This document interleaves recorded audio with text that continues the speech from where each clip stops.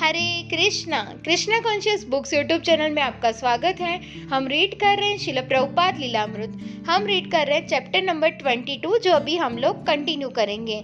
भक्तों ने रंगमंच पर स्वामी जी द्वारा सिखाए गए नृत्य के साथ प्रोत्साहन स्वरूप कीर्तन आरंभ किया। बड़े प्रेक्षक गुरु के कोनों और रंगमंच से धूप की सुगंधें लहरें उठने लगी। यद्यपि दर्शकों में से अधिकतर नशे में धुत थे, पर वातावरण शांत था। वहाँ सभी एक आध्यात्मिक अनुभव की खोज में आए थे। जब संगीत में मधुर कीर्तन आरंभ हुआ तो कुछ संगीतज्ञ अपने वाद्य यंत्रों को बजाते हुए उसमें शामिल हो गए। आलोक प्रदर्शन आरंभ हुआ। प्रकाश के लड्डू कौंधने लगे। संगीत ध्वनि के साथ रंग बिरंगी गेंदें आगे पीछे उछलने लगे। फर्श, छत और दीवारें रंगीले प्रकाश की गोलिकाओं से भर गई। 8 बजे के कुछ बाद मोबी ग्रेप रंगमंच पर आया। भारी विद्युत गिटारों, विद्युत संगीत और 2 ढोलकियों के साथ उन्होंने अपना पहला प्रदर्शन आरंभ किया। बड़े बड़े ध्वनिवर्धकों ने प्रेक्षक गुरु को अपनी लहरों से प्रकंपित कर दिया और दर्शकों से प्रशंसा के तुमुल स्वर उठने लगे। लगभग 9:30 बजे प्रभुपाद अपने फ्रेडरिक स्ट्रीट के कमरे से बाहर निकले और हार्वे की कैडिलक गाड़ी में पिछली सीट पर बैठ गए।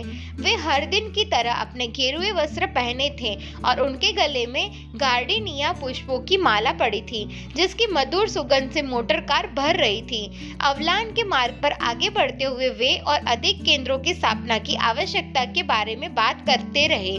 10 बजे प्रभुपाद कीर्तनानंद और रणछोड़ के साथ अवलान की सीढ़ियों पर ऊपर चढ़े। जब वे प्रेक्षागृह में प्रविष्ट हुए तब भक्तों ने शंखनाद किया, किसी ने मृदंग बजाया और दर्शन मंडली के बीच से मार्ग छोड़ दिया।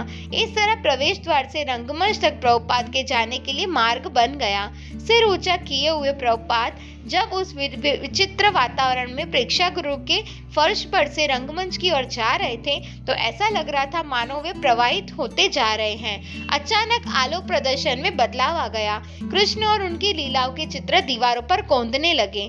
किसी चित्र में कृष्ण अर्जुन के साथ उनके रथ पर सवार थे, किसी में कृष्ण मक्खन खा रहे थे, किसी में कृष्ण चक्रवात राक्षस का दमन कर रहे थे, किसी में कृष्ण बांसुरी बजा रहे थे। जब प्रभुपाद दर्शकों के बीच से जा रहे थे तो हर दर्शक खड़ा हो गया था और तालियां बजाकर उनका अभिवादन कर रहा था। वे रंगमंच की सीढ़ियां चढ़े और एक खाली आसन पर धीरे से बैठ गए। जन समूह शांत हो गया। एलन गिन्सबर्ग की ओर देखते हुए स्वामी जी ने कहा, मंत्र के विषय में तुम कुछ बोल सकते हो।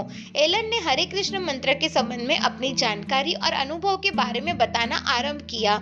उसने बताया कि किस प्रकार स्वामी जी ने 2nd एवेन्यू में एक स्टोर फ्रंट के सामने वाले भाग में मंदिर स्थापित किया था और टाम्पकी स्क्वायर पार्क में हरे कृष्ण का कीर्तन किया था और हर एक को टाम्पकिन फ्रेडरिक स्ट्रीट मंदिर में आमंत्रित किया था। मैं विशेष रूप से उन लोगों को प्रातःकालीन कीर्तन का परामर्श देता हूँ, उसने कहा, जो LSD के सेवन से छुटकारा पाकर अपनी चेतना को आध्यात्मिकता पर केंद्रित करना चाहते हैं। प्रभुपाद ने संक्षेप में मंत्र का इतिहास बताया। तब उन्होंने एलन की ओर से पुनः देखा और कहा, तुम कीर्तन कर सकते हो। एलन हारमोनियम बजाते हुए माइक्रोफोन के सामने कीर्तन करने लगा। उसने कीर्तन में भारत से सीखी हुई लय का प्रयोग किया। दर्शकों में से धीरे धीरे एक एक करके अधिकाधिक लोग उसका साथ देने लगे। कीर्तन चलता रहा और जनसमूह उसमें अधिकाधिक उत्साह दिखाने लगे। तब विभिन्न मंडलियों के संगीत कलाकार रंगमंच पर आ गए और कीर्तन में शामिल हो गए। रणछोड़, जो अच्छा ढोलक वादक था, माबी ग्रेप के ढोलक बजाने लगा। अन्य संगीतज्ञ और गिटार वादक भक्तों को साथ देने लगे। जोई हिप्पियों का एक बड़ा दल रंगमंच के ऊपर आ गया। रंग बिरंगी तेल की बत्तियां लहराने लगी और दीवालों पर प्रक्षिप्त हरे कृष्ण कृष्ण कृष्ण हरे हरे, हरे राम राम राम हरे हरे मंत्र की लय के साथ प्रकाश कंदुक इधर से उधर उछलने लगे। जैसे जैसे कीर्तन की ध्वनि हाल में फैलने लगी, कुछ हिप्पी खड़े हो गए और एक दूसरे के हाथ पकड़कर नृत्य करने लगे। एलन गिन्सबर्ग, हम पूरी संध्या हरे कृष्ण गाते रहे। वह निर्विवाद रूप में से एक महान अनुभव था, बिल्कुल उन्मुक्त अनुभव। वह हैट एशबरी के आध्यात्मिक उत्साह का चरम बिंदु था।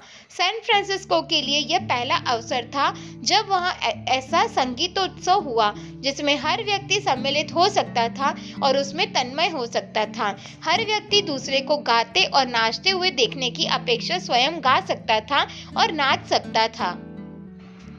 जानकी, लोग नहीं जानते थे कि वे किस लिए गा रहे हैं, लेकिन बहुत से लोगों को गाते देखकर, यद्यपि उनमें से अधिकतर नशे में चूर थे, स्वामी जी बहुत प्रसन्न हुए। लोगों को हरे कृष्ण का गान करते हुए देखना उन्हें प्रिय था।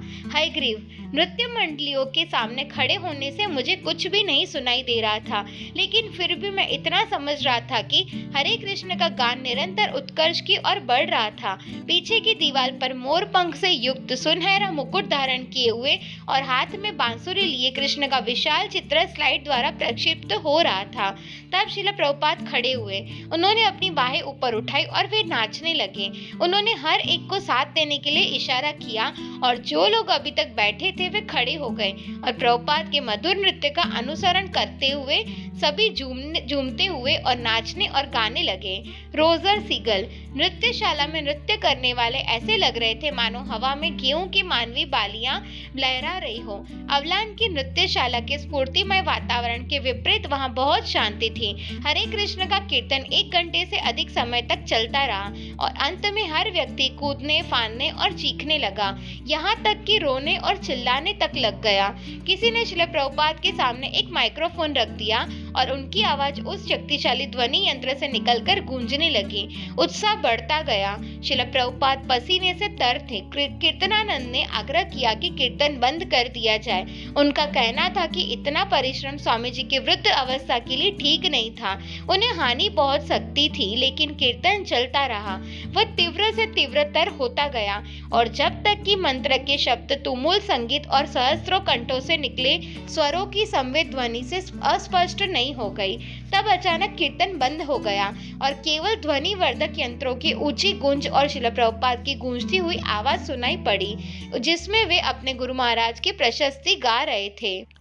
ओम विष्णुपाद परमहंस परिव्रजकाचार्य अष्टोत्तर शत श्री श्रीमद भक्ति सिद्धांत सरस्वती गोस्वामी महाराज की जय। उपस्थित भक्तों जनों का कल्याण हो। श्रील प्रभुपाद गहरे धुएं और भीड़ में से होते हुए सामने की सीढ़ियों से रंगमंच से नीचे उतरे। कीर्तनानंद और रणछोड़ उनके ठीक पीछे चल रहे थे। एलन ने अगली राग मंडली की घोषणा की। जब स्वामी जी नृत्यशाला और प्रशंसक जन समूह को पीछे छोड़ते हुए बाहर निकल रहे थे, तब उन्होंने टिप्पणी की, यह स्थान ब्रह्मचारी के लिए नहीं है। दूसरे दिन सवेरे मंदिर में उन युवा जनों की भीड़ लग गई जिन्होंने स्वामी जी को अवलान में देखा था। उनमें से अधिकतर ने वहां पूरी रात बिताई थी। श्रील प्रभुपाद अपना प्रातःकालीन नित्य कर्म पूरा करने के बाद 7 बजे नीचे उतरे। उन्होंने कीर्तन कराया और सवेरे का प्रवचन दिया।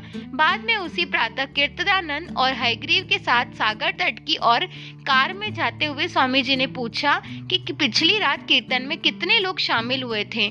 उनके बताने पर उन्होंने पूछा कि कितना धन संग्रह हुआ। उन दोनों ने कहा कि निश्चित नहीं, लेकिन लगभग $1500 इकट्ठे हुए होंगे। कार के पिछले भाग में बैठे वे मंद स्वर में हरे कृष्ण मंत्र जपते रहे। वे बालक जैसी सरल और शांत मुद्रा में खिड़की से बाहर देख रहे थे।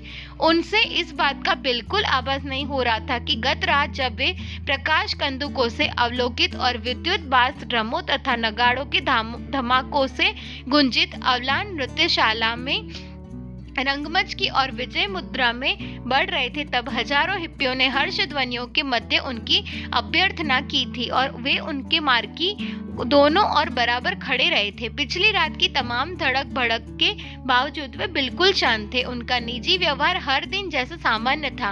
वे निर्लिप्त, निरपराध और विनीत थे।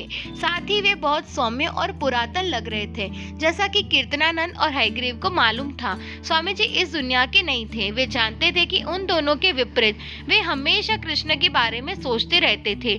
वे उन दोनों के साथ समुद्र तट पर चलते रहे, जहाँ ठंडी हवा बह रही थी और ऊंची लहरें उठ रही थी। कीर्तनानंद ने प्रभुपाद के कंधों पर चादर डाल दी। बंगाली में एक सुंदर कविता है। प्रभुपाद ने मौन भंग करते हुए कहा, सागर पार से वह कैसा स्वर सुनाई दे रहा है, पुकारता हुआ, यहाँ आओ, यहाँ आओ। बहुत कम बोलते हुए स्वामी जी अपने दोनों मित्रों के साथ चलते रहे। प्रायः वे समुद्र और आकाश की ओर देखते जा रहे थे।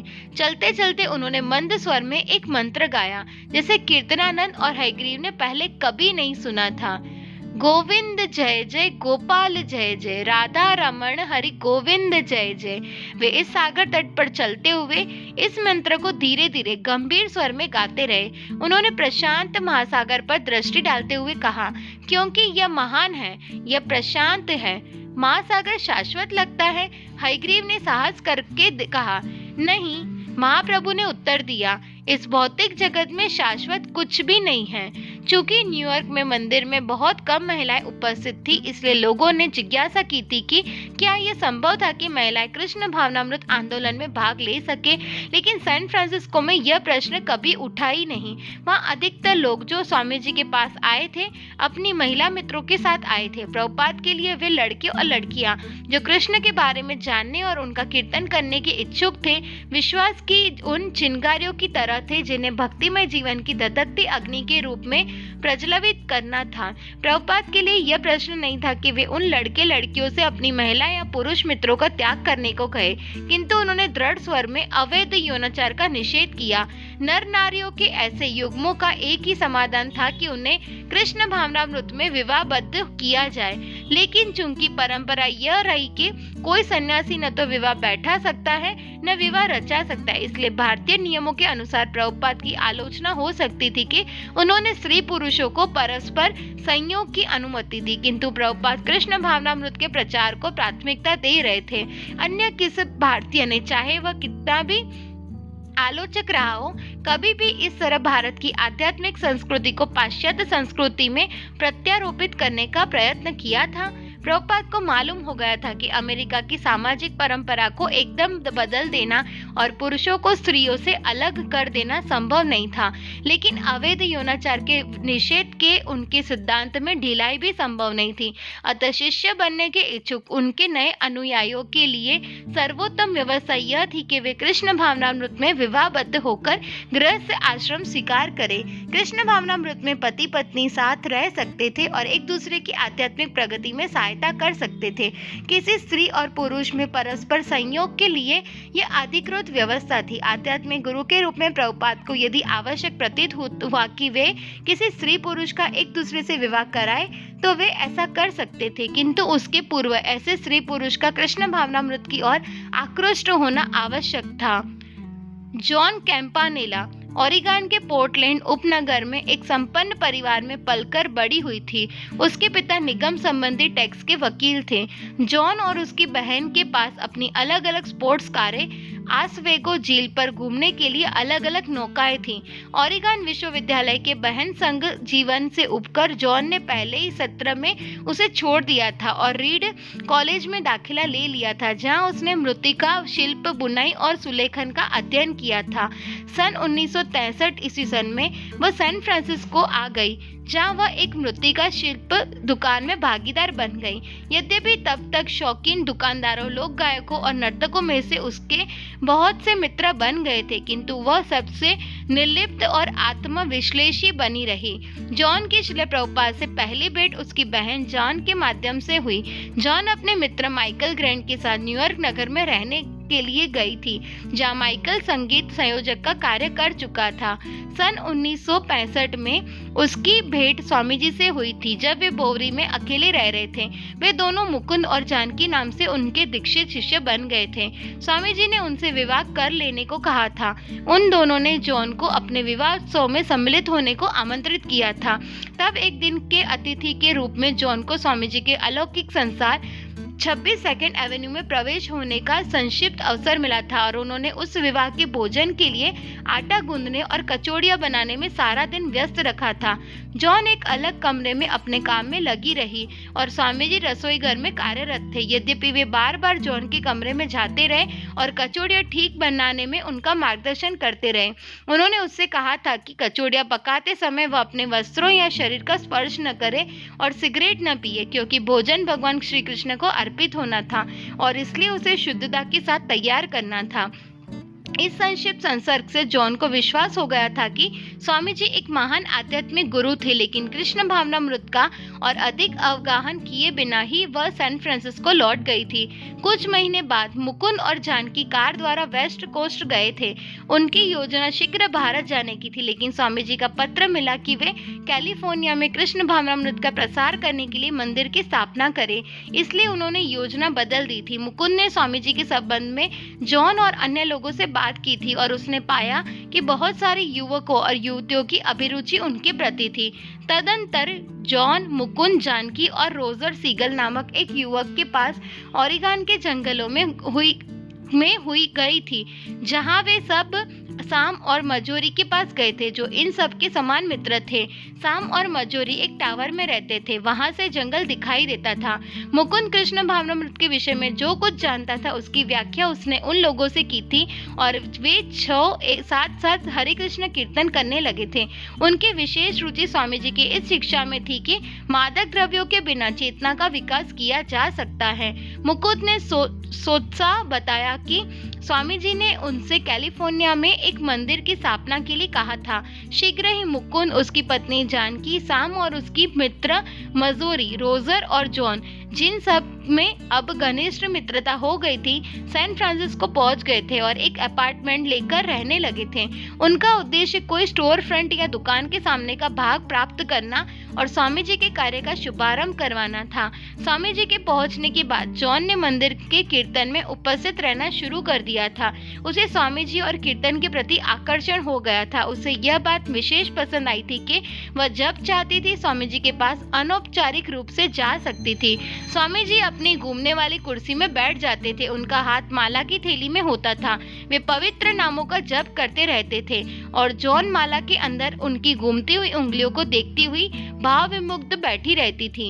एक दिन जब स्वामी जी मिलने के निर्धारित समय के दौरान अपनी घूमने वाली कुर्सी में आसीन थे और जॉन और अन्य लोग उनके पैरों के निकट बैठे थे, तब जानकी की बिल्ली बड़े कमरे के दरवाजे से प्रविष्ट हुई और धीरे धीरे आगे बढ़ती हुई स्वामी जी के पैरों के निकट पहुंच गई।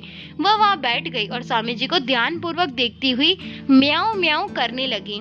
भक्तों में से कोई नहीं जानता था कि स्वामी जी क्या करेंगे। स्वामी जी अपने पैर से बिल्ली की पीठ सहलाने लगे और बोले, हरे कृष्ण, क्या इसे प्रसाद का दूध दिया जा रहा है? जॉन में स्वामी जी के कार्य और उनकी उदारता से बहुत द्रवित हुई। वे बिल्लियों के प्रति भी उदार थे। मेरे मन में उनके और अधिक संपर्क करने रहने की इच्छा जागृत हुई। जॉन की समझ में यह बात आ गई कि स्वामी जी की सेवा करना एक गंभीर कार्य है, लेकिन जब तक उसके बारे में उसे पूर्ण निश्चय न हो जाए, वह दीक्षा ग्रहण करने की जल्दबाजी नहीं करना चाहती थी। कभी कभी वह हर्षोन्माद में रुदन करने लगती और कभी कभी स्वामी जी के भाषण के बीच वह सो जाती थी। अतः वह हिचकती रही और शंकालु बनी रही। उसके मन में प्रश्न उठता, मैं स्वामी जी की शिक्षाओं को अपने जीवन में ठीक ठीक कैसे उतार सकती हूँ। एक दिन संध्या समय स्वामी जी ने उससे पूछा, तुम दीक्षा कब ले रही हो? जॉन ने उत्तर दिया कि वह नहीं जानती, लेकिन स्वामी जी की पुस्तकों को पढ़ने में और हरे कृष्ण कीर्तन में उसे आनंद मिलता था। उसने बताया कि चूंकि पर्वतों और उच्च आध्यात्मिक चेतना के प्रति उसके मन में आकर्षण था, इसलिए वह तिब्बत की यात्रा करना चाहती थी। अपने घूमने वाली कुर्सी में बैठे हुए स्वामी जी ने अपने पैरों के पास बैठी जॉन पर दृष्टिपात किया। जॉन ने अनुभव किया कि वे उनका तन मन सब कुछ देख रहे हैं। मैं तुम्हें तिब्बत से अधिक ऊंचाई पर ले जा सकता हूँ, उन्होंने कहा। जरा देखो। जॉन को अचानक अनुभव हुआ कि स्वामी जी उसके बारे में हर चीज जानते हैं और उसको बोध हुआ, ओह, मुझे स्वामी जी की दृष्टि से देखना है कि कृष्ण भावनामृत क्या है। उससे वे वादा कर रहे थे कि वे उसे किसी बहुत उच्च राज्य में ले जाएंगे, पर देखना उसे स्वयं होगा। तब जॉन ने स्वामी जी की शिष्या बनने का निश्चय किया। जब इस विषय में उसने अपने मित्र रोजर को बताया तो वह संतृप्त रह गया। रोजर और जॉन दोनों कीर्तनों और भाषणों में साथ साथ शामिल हो रहे थे, लेकिन रोजर के मन में अभी भी संदेह बना हुआ था। उसे लगा कि हो सकता है कि उनका आपस में विवाह कर लेना ठीक हो, पर दीक्षित होना ठीक न हो। किंतु जॉन अधिक दृढ़ निश्चयी थी। उसने रोजर को समझाया कि स्वामी जी केवल विवाह रचाने के लिए वहां नहीं आए थे, विवाह के पहले दीक्षा लेना आवश्यक था। रोजर सीगल का पालन पोषण न्यूयॉर्क में हुआ था। वह एक हठयोग गुरु का अनुयायी था। उसने मनोतरंग रासायनिकों में प्रयोग किया था और नागरिक अधिकारों के समर्थन के रूप में सुदूर दक्षिण की यात्रा की थी और अश्वेतों के साथ स्वतंत्र यात्राओं में भाग लिया था। स्थूलकाय, मिलनसार, स्पष्टवादी रोजर ने सैन फ्रांसिस्को में बहुत सारे मित्र थे। उसने स्वामी जी को पहली बार हवाई अड्डे पर हेड एशबरी के प्रसन्नता में डूबे जन समूह के साथ देखा था और वह उनके शाही व्यक्तित्व से प्रभावित हुआ था। अवतार की धारणा के बारे में वो प्रायः सोचा करता था, किंतु स्वामी जी के कतिपय भाषणों और आत्मा के देहांतरण विषय में उसकी व्याख्या सुनकर उसे लगा कि उसने एक ऐसा व्यक्ति पा लिया है जो मृत्योत्परांत जीवन के बारे में उठने वाले किसी भी प्रश्न का उत्तर निश्चय पूर्वक जानता है। एक दिन रात में मंदिर के कार्यक्रम में सम्मिलित होने के पश्चात रोजर अपने अपार्टमेंट में लौटा और स्वामी जी ने जो कुछ कहा था उस पर विचार करने के लिए अग्नि बचाव सीढ़ी पर बैठ गया। उन्होंने कहा कि जगत मिथ्या है, लेकिन मुझे यह वास्तविक लगता है। रोजर ने सोचा, यदि मैं अपनी बाह में कोई चीज चुभोता हूँ तो मुझे पीड़ा होती है, तो यह मिथ्या कैसे हुआ? अग्नि बचाव सीढ़ी वास्तविक है, नहीं तो मैं शून्य में मैं गिर पड़ूं। यह अंतरिक्ष भी वास्तविक है, क्या यह नहीं है? रोजर का निष्कर्ष था कि वह नहीं समझ पा रहा था कि मिथ्या या माया से स्वामी जी का क्या तात्पर्य है। यदि मैं दीवार के आर पार जाना चाहूँ, उसने सोचा, तो क्या वास्तविक होगा या नहीं? हो सकता है कि दीवार की वास्तविकता केवल मेरे मन में हो। माया की दीवार लेने के लिए वह अपने कमरे के अंदर गया, मन को स्थिर किया और दीवार में जाने लगा। नतीजा हुआ दीवार से टक्कर। वह फिर बैठ गया और सोचने लगा, स्वामी जी का तात्पर्य क्या है जब वे कहते हैं कि जगत मिथ्या है? उसने निश्चय किया कि अगली भेंट में वह यह प्रश्न पूछेगा। उसने पूछा और श्रील प्रभुपाद ने उसे बताया कि वास्तव में जगत वास्तविक है, क्योंकि वह भगवान द्वारा सृजित है जो परम सत्य है, किंतु यह इस अर्थ में मिथ्या है कि हर भौतिक वस्तु अस्थायी है। जब कोई व्यक्ति अस्थायी संसार को स्थायी मान लेता है तो वह मिथ्या से ग्रसित हो जाता है। स्वामी जी ने समझाया कि केवल आध्यात्मिक संसार ही शाश्वत है और इसलिए वास्तविक है। स्वामी जी के उत्तर से रोजर को संतोष हुआ, लेकिन उसके सामने दूसरी कठिनाई थी। उसकी समझ में स्वामी जी बहुत अधिक रूढ़िवाद थे। स्वामी जी का यह कहना रोजर को पसंद नहीं था कि लोग अपने कुत्तों को मंदिर में से बाहर रखें। बहुत से दर्शनार्थी अपने पालतू कुत्ते मंदिर में साथ लाते थे और मंदिर की इमारत के सामने बांधने का एक खंभा था जहां वह पालतू जानवरों को पट्टे के साथ बांधा जा सकता था, लेकिन स्वामी जी किसी भी पालतू जानवर को मंदिर के अंदर नहीं जाने देते थे। यह दर्शन मनुष्यों के लिए है। उन्होंने कहा, कुत्ता या बिल्ली इसे नहीं समझ सकते। यद्यपि यदि वे हरे कृष्ण का कीर्तन सुने तो भविष्य में उन्हें उच्च योनि में जन्म मिल सकता है। ऐसे विवाद के और भी बिंदु थे जिनके संदर्भ में रोजर स्वामी जी के दर्शन को रूढ़िवादी मानता था। स्वामी जी बार बार धूम्रपान जैसी अनियंत्रित आदतों के विरुद्ध चर्चा करते रहते थे, लेकिन रोजर ऐसी चीजों को छोड़ने की कल्पना भी नहीं कर सकता था और विशेषकर यौनाचार को सीमित करने के आदेशों से उसे बड़ी परेशानी थी। तो भी स्वामी जी के आदेशों का कड़ाई से पालन न करने पर भी रोजर को लगा कि उसके मन में और स्वामी जी और कृष्ण के लिए प्रेम बढ़ रहा है। उसे ऐसी अनुभूति हुई कि स्वामी जी के पास उसे सिखाने के लिए बहुत कुछ है और स्वामी जी उसे अपने निश्चित तरीके और निश्चित क्रम में कर रहे थे। रोजर जानता था कि स्वामी जी उसे आध्यात्मिक जीवन में एक शिशु मानते थे जिसका पोषण चम्मच से खिलाकर करना होता है। वह जानता था कि उसे आज्ञाकारी होना है और जो कुछ स्वामी जी दे उसे स्वीकार करना है। साम स्पियरस्ट्रा लंबा, दुबला, पतला और सुनहरे घुंघराले बालों वाला था। यह खिलाड़ी था। उसने ओलंपिक में भाग लेने के लिए स्कीटंग अर्थात बर्फ पर फिसलने का प्रशिक्षण प्राप्त किया था। फिर भी वह कलाकार था। वह लेखक और लकड़ी का शिल्पकार था। उसने ओरेगन के रीड कॉलेज से स्नातक परीक्षा पास की थी और फुल ब्राइट छात्रवृत्ति पर वह स्विट्जरलैंड के एक छोटे से कॉलेज में प्रविष्ट हुआ था जहां से उसने दर्शन शास्त्र में एमए की डिग्री ली थी। मुकुंद के शब्दों में वह अक्खड़ भक्तिवादी के प्रतीक के रूप में विख्यात था। जब मुकुंद शाम के पर्वत निकट के टावर में उससे मिलता था और उसे स्वामी जी और कृष्ण भावनामृत के बारे में बताया था, तब उसके मन में इन नए विचारों के प्रति बड़ी उत्सुकता हुई थी। शाम का जीवन निशेष तो प्राय था, लेकिन मुकुंद और जानकी स्वामी जी के बारे में जो कुछ कहते आ रहे थे उसमें उसे आशा की झलक मिली थी। मुकुंद के पास कुछ दिन रह लेने के बाद सेंट फ्रांसिस्को में कृष्ण भावनामृत का मंदिर स्थापित करने में उनकी सहायता करने को इच्छुक हो गया था। शाम ऐसा व्यक्ति था जो स्थानीय राग कलाकारों को जानता था और उसने उनको स्वामी भक्तिवेदांत के साथ, जिनसे उनकी कभी भेंट नहीं हुई थी, उनके अवलान के कार्यक्रम में सम्मिलित होने को तैयार कर लिया था। शाम ने स्वामी जी को पहली बार तब देखा जब वे सैन फ्रांसिस्को के हवाई अड्डे पर उतरे थे। बाद में उसने आग्रहपूर्वक कहा था कि उसने स्वामी जी के शरीर से एक ज्योति निकलती हुई देखी थी। शाम को पहले कुछ कहते डर लगता था। वह जानता भी नहीं था कि वह क्या कहे। प्रभुपाद उसके लिए बिल्कुल नए थे और वे बहुत उन्नत लगते थे। लेकिन अवलान के कार्यक्रम के दूसरे दिन जब मुकुंद ने प्रभुपाद को बताया कि नृत्य का आयोजन शाम ने किया है, तब प्रभुपाद ने शाम को बुलवाया और पूछा कि कितना धन संग्रह हुआ है। प्रभुपाद अपनी छोटी डेस्क के पीछे बैठे थे। शाम उनके सामने बैठ गया और बताया कि लगभग $1500 का लाभ हुआ है। अच्छा, प्रभुपाद बोले, तो तुम कोषाधिकारी होगे। इसके बाद श्री प्रभुपाद ने पूछा, परमात्मा के संबंध में तुम्हारा क्या विचार है? परमात्मा एक है, सामने उत्तर दिया। प्रभुपाद ने पूछा, परमात्मा की आराधना का उद्देश्य क्या है? सामने जवाब दिया, परमात्मा से एकाकार होता है।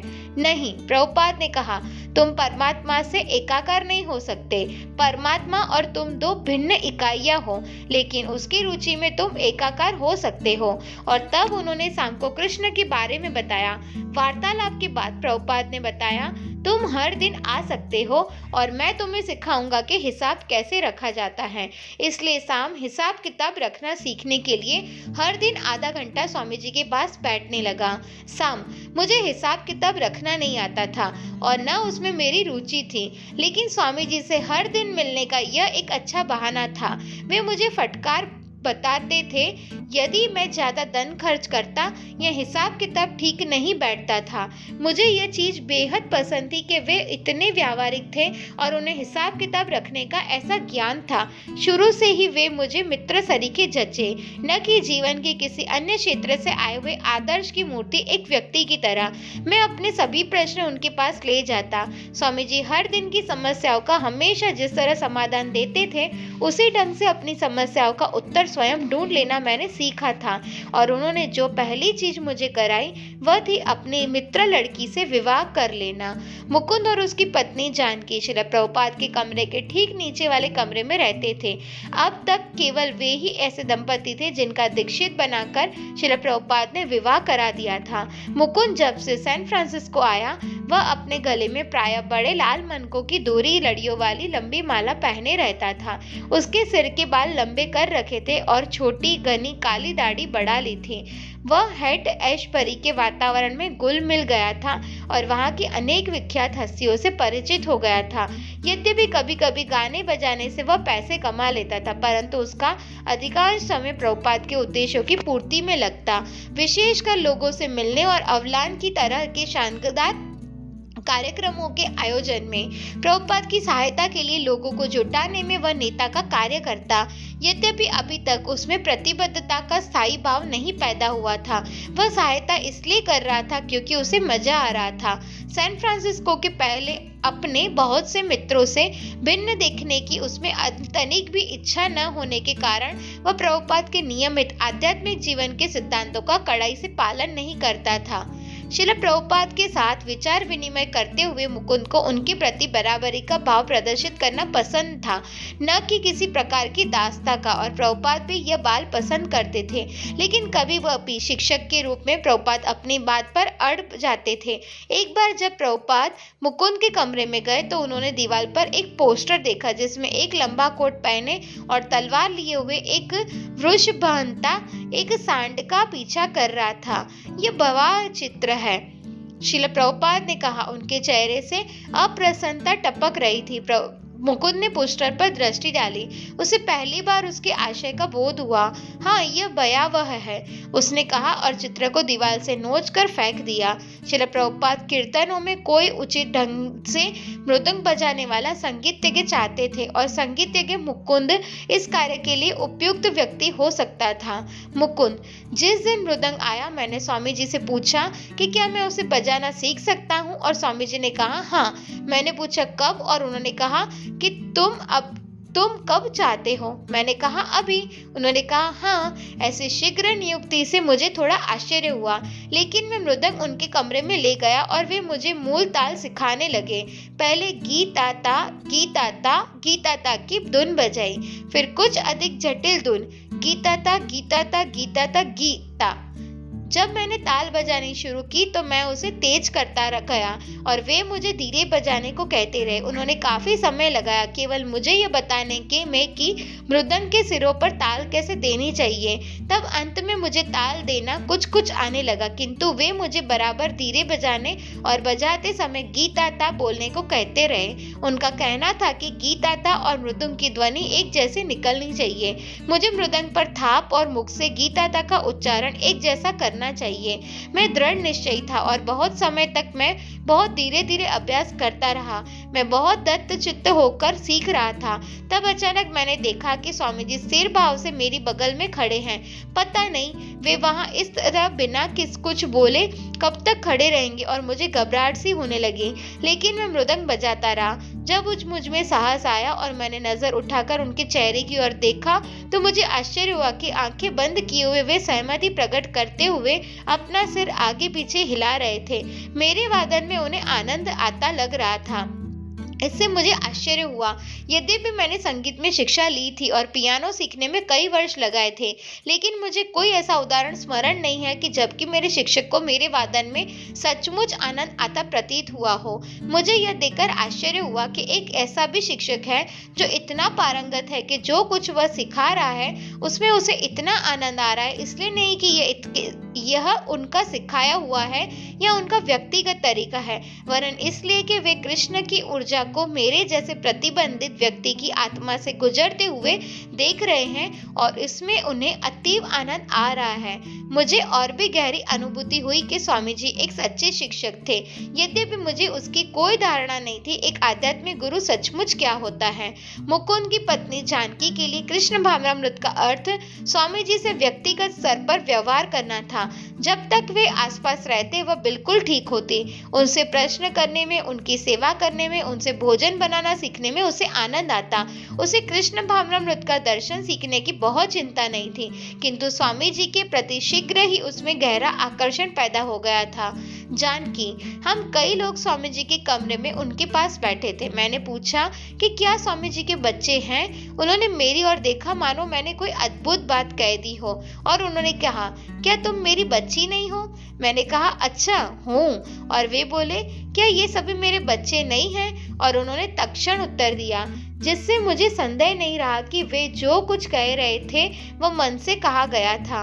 हर दिन सवेरे प्रभुपाद कई घंटे जानकी, जॉन और दूसरों को भोजन बनाना सिखाते थे। एक दिन उन्होंने रसोई घर में एक तरह का बदर फल देखा जिसे उन्होंने पहले कभी नहीं देखा था। उन्होंने जानकी से पूछा कि यह क्या है। उसने बताया कि यह स्ट्रॉबेरी का फल है। उन्होंने तुरंत वह अपने मुंह में डाल दिया और बोले, यह तो बहुत स्वादिष्ट है। और वे एक के बाद एक खाते गए, यह कहते हुए कि बहुत स्वादिष्ट है। एक दिन जानकी मक्खन मथ रही थी। प्रभुपाद कमरे में आए और पूछा, ये क्या है? उसने उत्तर दिया, यह मथा हुआ मक्खन है। मथा हुआ मक्खन क्या होता है? उन्होंने कहा, यह मक्खन है। उसने उत्तर दिया, जब इसे मत देते हैं तो वह फूलकर अधिक ठोस बन जाता है।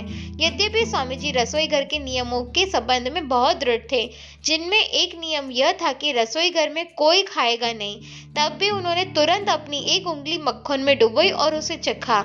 यह दही है, उन्होंने कहा हल्के मन से और स्वामी जी को डांटते हुए, जिसमें उसे बहुत मजा आता था। जानकी ने उत्तर दिया, नहीं स्वामी जी, ये मथा हुआ मक्खन है। स्वामी जी ने उसका संशोधन करते हुए कहा, नहीं ये दही है। और उन्होंने फिर अपनी उंगली उस समय डुबोई और उसे यह कहते हुए चखा कि ओ, इतना स्वाद बहुत अच्छा है। स्वामी जी, जानकी ने उन पर दोष अभियोग लगाया। आप रसोई घर में खा रहे हैं। शिला प्रभुपाद केवल मुस्कुराए और आगे पीछे सिर हिलाया, यह कहते हुए, ठीक है। जानकी, एक बार मैंने उनसे कहा, स्वामी जी, मैंने एक बहुत उत्तेजक स्वप्न देखा। मैंने देखा कि हम अपने एक निजी लोक में हैं और पृथ्वी लोक से सभी लोग वहां आते हैं। वे सभी सच्चे भक्त बन गए हैं और सभी भजन कर रहे हैं। आप पृथ्वी तल से ऊंचाई पर एक विशेष कुर्सी पर बैठे हैं और सारी पृथ्वी के लोग तालियां बजा रहे हैं और हरे कृष्ण का कीर्तन कर रहे हैं। स्वामी जी मुस्कुराए और बोले, ओ, यह कितना सुंदर स्वप्न है। हरे कृष्णा। तो आज का पार्ट यहीं तक। नेक्स्ट पार्ट में हम ये चैप्टर कंटिन्यू करेंगे। वांछा कल्पतरुभ्यश्च कृपा सिंधुभ्य एव च पतितानां पावनेभ्यो वैष्णवेभ्यो नमो नमः। शिल प्रभुपाद की जय।